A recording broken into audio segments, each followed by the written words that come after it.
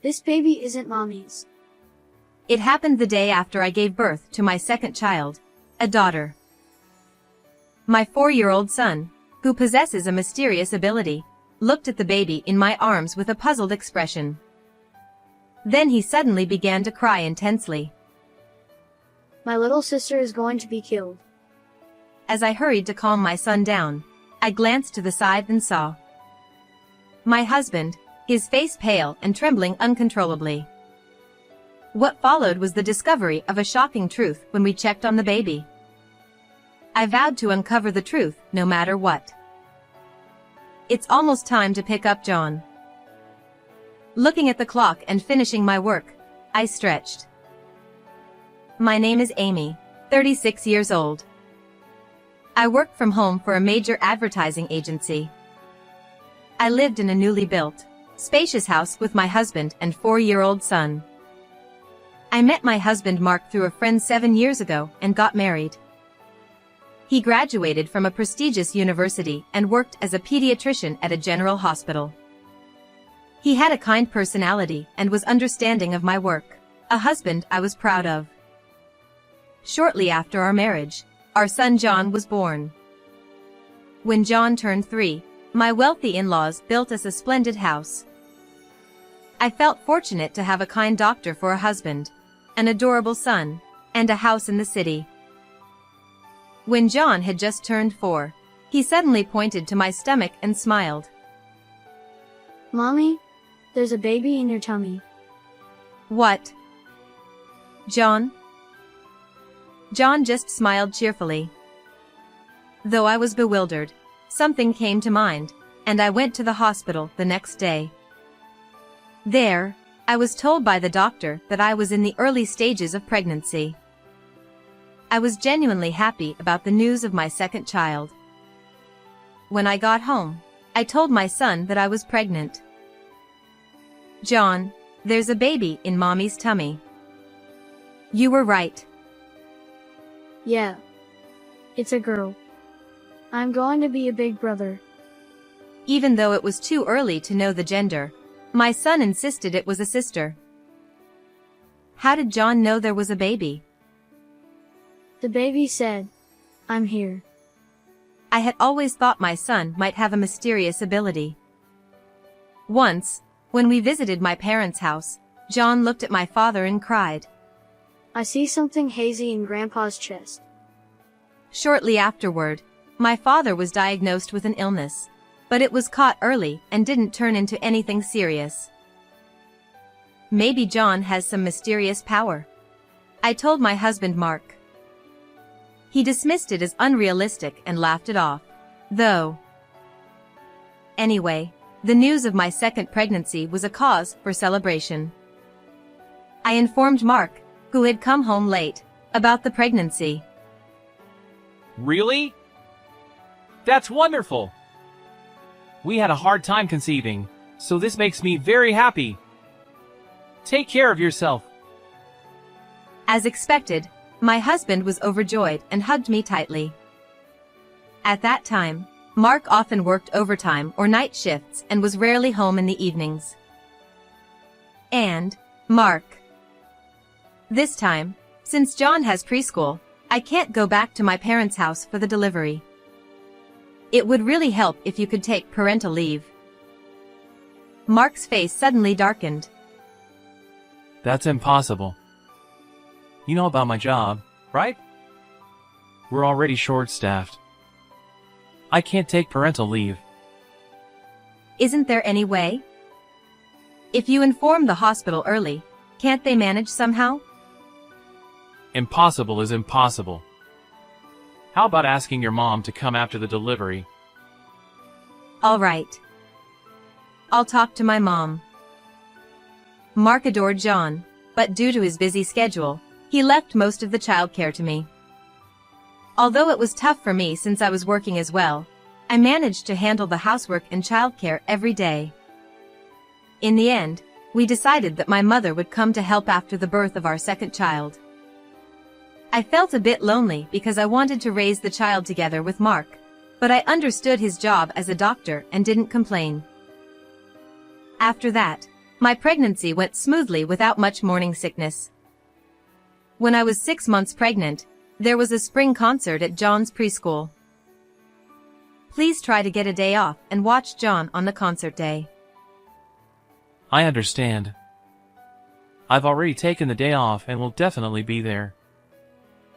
My husband promised, but on the day of the concert, he called and said, "I can't come because of an urgent job." I watched John alone and felt discontent towards Mark. After the concert, I brought John home and waited to confront Mark when he returned. Suddenly, John pointed at the TV screen. There's a lady who is friends with Daddy. What? The TV was showing a rerun of some variety show. On the screen was a beautiful celebrity, laughing loudly and clapping her hands. I thought John was just saying something random and didn't pay much attention. When John went to bed and Mark came home, I wanted to confront him about missing the concert, but he looked unusually pale. He seemed so strange that I decided not to press him. Maybe something serious had happened at work. After that, Mark seemed troubled, but he didn't share it with me. I assumed it was work-related and chose to quietly support him. As my due date approached, Mark was busy and couldn't take time off. 2 days after the due date, I finally felt labor pains. I immediately contacted Mark to pick me up, but he didn't reply. Feeling disappointed, I called my mother, left John with her, and headed alone to the hospital where Mark worked. By the time I arrived, the labor was progressing, and I soon gave birth. Hearing the sweet first cry, I felt relieved. The midwife handed me the newborn baby. "Your name is Emily. Thank you for being born safely." I noticed a small red birthmark on Emily's back. After handing Emily back to the midwife for further care, I returned to my room and fell into a deep sleep after the exhausting delivery. When I woke up, Mark was beside my bed, looking at me. Are you awake? I'm sorry I couldn't be here. You did great with the delivery. Hearing Mark's gentle voice, I felt relieved. At that moment, the midwife brought the baby. I'll bring John soon. He's excited to meet his sister. Mark left the room, and I smiled as I watched the sleeping baby. A while later, Mark brought John. "John, you did well at home. Look, this is your sister, Emily." When I showed him the baby, John frowned. This baby isn't Mommy's. What? As I was puzzled, John suddenly filled with tears and looked scared. My sister is going to be killed. He then started crying loudly. "John, what's wrong? Come here." Even when I hugged him, he kept crying and repeating the same words. As I tried to calm him, I looked up at Mark and was startled. Mark's face had turned pale, and he was trembling. "What's wrong, Mark? You look terrible." Mark, in a shaking voice, said, "I have something to do," and left the room. Mark was acting strangely. And John's words, "What is going on?" Confused, I started to undress the baby to take care of her and was shocked. The red birthmark I saw after the delivery was not on this baby. After having my mother take John home, I immediately called the head nurse and requested a blood test for my daughter. The next day, the results came back, and the baby's blood type was AB. I am type O, and Mark is type A. It was a blood type that shouldn't have been possible. I was deeply disturbed by the results. This baby isn't mine. How could this happen? And where is my real daughter? I was convinced that Mark had something to do with this. I tried to call Mark immediately, but I was told by the staff that he wasn't at work and they didn't know where he was. To find the real Emily, I decided to consult the head nurse first. However, on my way to the nurse station, I saw something. The moment I saw it, I felt like I was struck by lightning, and at the same time, everything connected. Late that night, I was hiding in the shadows. Suddenly, I heard footsteps walking down the dark hallway. It was unmistakably Mark. He stopped in front of a certain hospital room door and placed his hand on the handle. "That's not my room," I said. Mark jumped. Amy, what are you doing here? The nameplate on the door read Smith Kelly. It was the same name as the woman who appeared on the TV show the day of John's performance. Earlier that day, I had noticed this very nameplate. John had said, "There's Daddy's friend on TV." He was right. "Why are you trying to enter Ms. Smith's room?" I asked. I have pediatric duties here. "At this hour?" I pressed. Mark clutched his head in frustration. "Let's not make a scene in the hallway. Let's go inside the room," I said, leading the way into Kelly's room with my husband. Kelly, sitting up in bed, snapped, "Who is this woman?" "A fan. Get her out of here."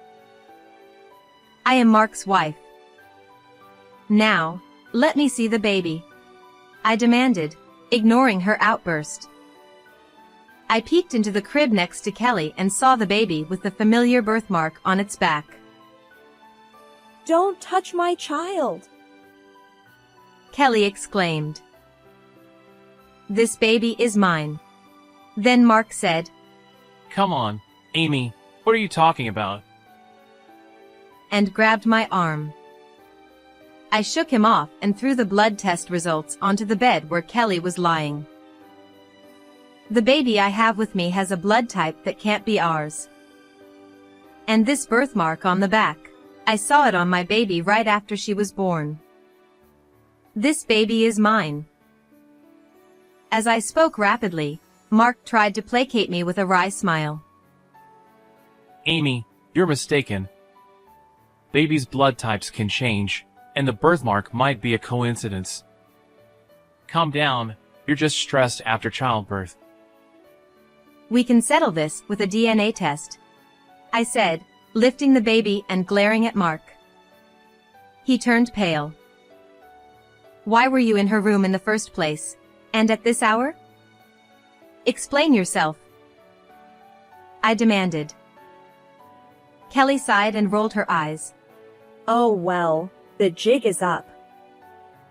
"You've been having an affair with my husband," I accused. Kelly admitted their relationship. They met at a party, and despite knowing he was married, she pursued him because he was a doctor. By the time she realized she was pregnant, it was too late to do anything but have the baby. When Kelly found out she was pregnant was around the time of John's performance. That was why Mark missed the performance and came home looking so distressed. Suppressing my rising anger, I asked, "I know that you two were having an affair and that we were both pregnant around the same time. But why switch the babies? Only you, working in this hospital, could have done it." When I glared at Mark and said this, he exhaled and shrugged his shoulders. Kelly said she had no intention of raising the baby even if she gave birth. Kelly nodded as if it was the most natural thing in the world.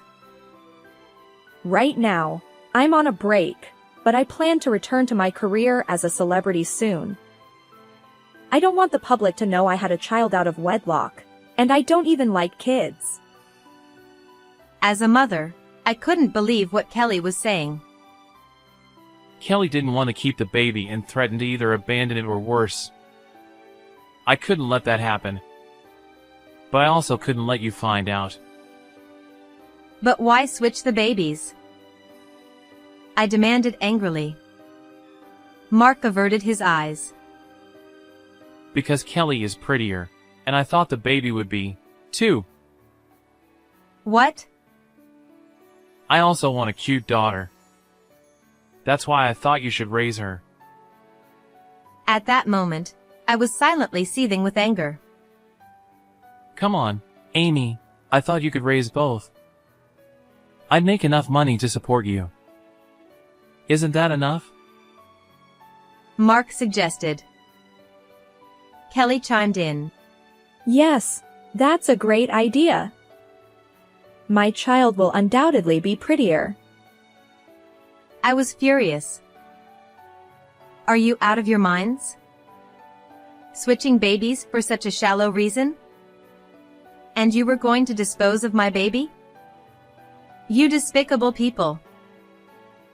Mark tried to calm me down, but I cut him off with a cold voice. Do you think you can get away with this? Using your position as a doctor? Mark smirked. Of course. I'm trusted here. I can cover this up. I wouldn't be so sure, I replied, glancing towards the door where the head nurse stood with a stern expression. Actually, I had told her the circumstances beforehand and asked her to secretly listen to our conversation. Dr. Mark, if you intentionally switch the babies, it's a serious offense, she said, causing Mark to panic. She declared, this must be reported. Mark paled further. This is a crime. You could be arrested, I said firmly. Mark and Kelly began to panic. Mark pleaded. Amy, please don't make this a big deal. Don't go to the police. I will never forgive you. And Kelly, you too. Kelly trembled as I continued. You who tried to make me raise your own child and mistreat Emily are beneath contempt as a mother. No, as a human being. I work with media, remember? I can ensure the public knows everything. Kelly panicked. No, please. If this gets out, I'll lose everything. I beg you. Both of them fell to their knees, begging for forgiveness. Never. We're getting divorced, Mark. And you both will pay for this, I stated firmly. Mark was taken away by the head nurse, and Kelly cried loudly in her bed. I left without looking back, carrying Emily back to my room. Later, DNA tests confirmed the baby swap. Mark faced no legal consequences but was disgraced. I divorced him, received $50,000 in alimony, and half of the child support up front. We agreed he'd pay $2,000 monthly for the rest. I leaked the story to the press. Kelly was ostracized and disappeared after paying alimony. Her baby was raised by Mark's parents, who disowned him. Mark now works in a remote hospital to support 3 children. I raise my 2 children alone, finding immense joy in their bond and playfulness. I strive to maintain this happiness. How did you like this story? Please subscribe to my channel, and I'll see you in the next video.